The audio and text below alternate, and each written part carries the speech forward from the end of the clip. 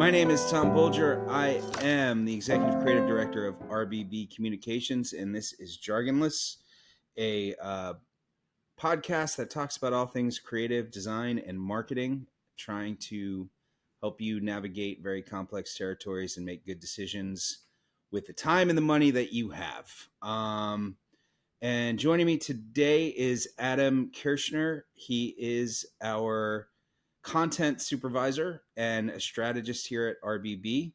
He works hand in hand with our creative department as well as the earned media department. And he works in digital and brand storytelling and manages organic social for all of our clients, basically, right? Yeah, that's correct. Thanks for having me, Tom. Yeah, thanks for coming on. All right. Well, today I thought it would be good to sort of dive into a challenge that everybody is facing right now, which is content overload. AI pipelines are pumping out more material than ever, and most of it's pretty terrible. Thought leadership has become a default checkbox. See this podcast. And traditional SEO is now being reshaped by how AI tools serve up information. So, how do brands actually make content that's worth someone's time? And here to provide all the answers is Adam. Well, I don't know that I have all the answers. I certainly have some experience, and a lot of brands are. It's unavoidable at this point, right? And I don't think that it's going to get any less of, out there. I think that as it's become so easy to churn this stuff out that brands can churn it out as quickly as any Facebook user can. It's everywhere. Right. So where do you see it kind of being most useful right now in terms of content creation? So I can talk about how I'm using it and how we're using it for some of our clients. And what we're not doing is relying on AI to create without guidance, just on its own, and then using it, because it's not there yet. I don't know that it's ever going to be able to be truly useful without the puppet master of a human being telling it every single thing that it really kind of needs. It doesn't work great on its own. Right? You have to kind of steer it as you're using it. And I'm using it largely for, creating outlines for things that I want to write about, or coming up with some, give me 100 ideas on something, and I might use 2 of them to help create something that's really useful for a client, or internally for us, or just for everyday kind of ideas that we're always looking for. When you're in the you're in the content game, it's a nonstop factory of churning out content. And so whether that's an image or a long form article or a blog post or thought leadership, having something generate those ideas so that you can take it from there is really, really helpful. And I'm using it every day in that regard. Yeah. Well, for me and for our experiments and where we're headed, and you and I know both sit on the our internal AI team. The most important thing, right, for us is moving past, is really thinking about how we move past the bog standard sort of ready to wear tools, your Claudes, your ChatGPTs, your Groks. Not that anybody is using Grok unless they're looking to rewrite Mein Kampf, but you know what I mean. Like, how do we take these tools, right, and actually automate them and plug them into other APIs and make them more powerful force multipliers to get us better, more bespoke content that's more on brand for the clients that we work with. And I think that that needs to be our conversation internally for the next 18 months, and as well as I think ratcheting down the rhetoric around AI. I feel like the bust is coming. How do you feel about that? I mean, we're of a similar age. We've been trapped in the tech boom and bust cycle since '97, since the first since the first tech boom with the internet. Like, what do you think? Hype? Where are we landing? It's not me that's saying it. I mean, when you have Sam Altman and guys like that saying that the bust is coming, because Yeah, everybody's relying on it, it's everywhere. I mean, I don't know if you're in any groups on forums, on social or otherwise, but I mean, everything out there is now an AI image that somebody created, right? Or an AI response to a group chat, and it's getting to the point where, look, I think there's going to be an inflection point where people are completely over the abundance of AI slop that's out there.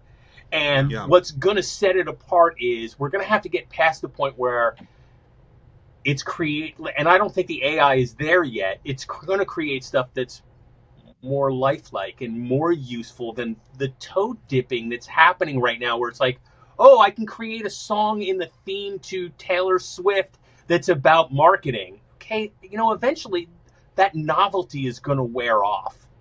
And I think that yeah. we're getting close to that now. And as AI advances, it's going to get better to the point where, like, it's not going to be so obvious. And that's good and bad. It's going to make the creative works more original and less reliant on just kind of winging it and hoping it's right, because it's not really good at fact checking itself or making sure that when it designs a picture of a man, it's not with 9 fingers, right, on one hand.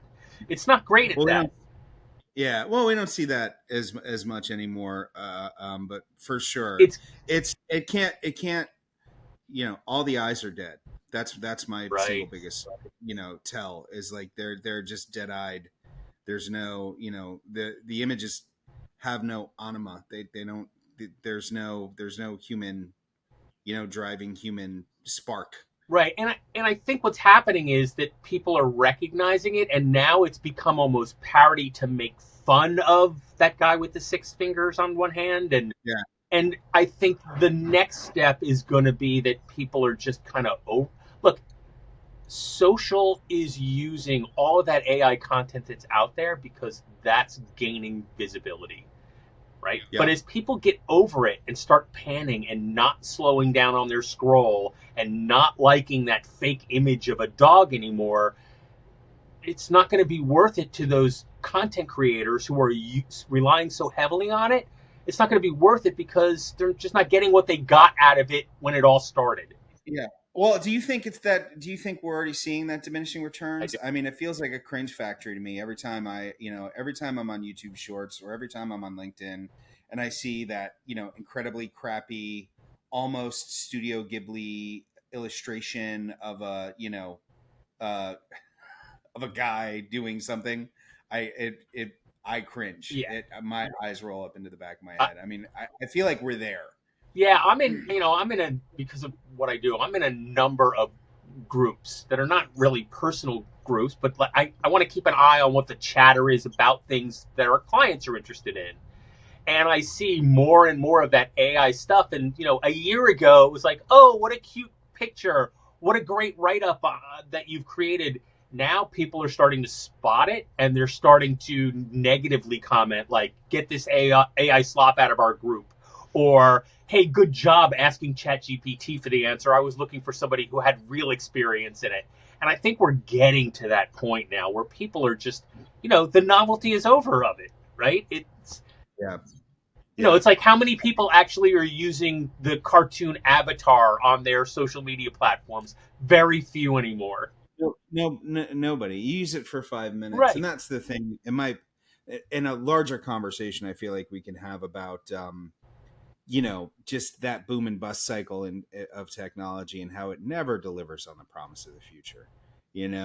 And when it does, it's always kind of banal and boring. And the things that I use ChatGPT and Claude for predominantly are information manipulation when I have large chunks of data that I need to pour through very quickly. I'm using it less and less to do any of my writing or any of my even brainstorming. I'm just going back to the keyboard because ultimately I don't need it to call through the shitty ideas for me. I can do that myself. Right.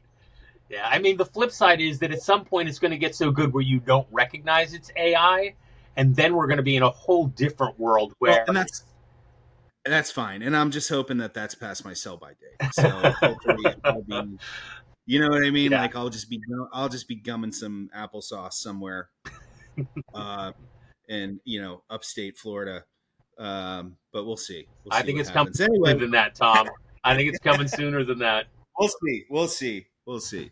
Let's move on from the machine made to the human made. Because another one of the things that I'm seeing, and it is, I mean, I guess it's connected. It's and something that feels really off for me is the sort of the prevalence, not just the prevalence, but almost the mandatory quality of thought leadership. And it's a couple of years now where everybody sort of, I feel the pressure. I know you feel the pressure. Anybody who's above kind of a sort of a junior manager position feels the pressure to, quote unquote, be a thought leader and post that sort of executive visibility content on LinkedIn. Some of it's good. I think it's down to how good the writer is. A lot of it feels really robotic, overproduced, ghost written, kind of empty. Why do you think so much of it just misses the mark?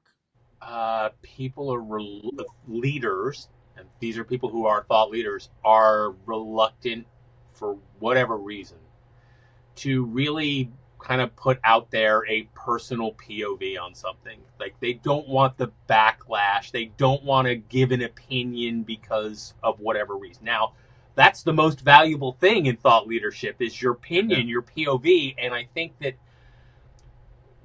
we can go over how AI has corrupted that whole theme of thought leadership when why it feels really generic. But I think the other reason is that often people are reluctant to kind of put themselves out on a limb for something that is truly revolutionary and leadership in the thought area for their expertise. They don't want to alienate a percentage of an audience who might feel differently. And the truth is that that kind of information or POV perspective on something is what sets the thought leader apart. Yes, there might be a certain percentage of people who disagree with you, and hopefully they'll add their own perspective in it.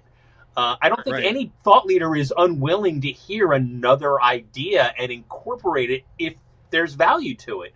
That's what Yeah. makes the person who's commenting a thought leader. But what happens Yeah. is, I think that a lot of executives and a lot of thought leaders are really kind of guarding their opinions. And unfortunately, that's what really sets thought leadership apart. Is the willingness to take a stand on something, to have an opinion? Yeah, the content that works best, and I know because we have a lot of clients who do thought leadership on LinkedIn and other places.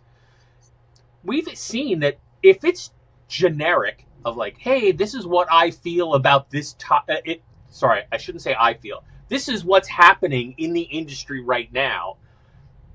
That may or may not get read. But if you have a perspective that might be counter to what everybody is saying out there and want to offer your own experience and your own perspective on it, when we've seen thought leaders do that, it we just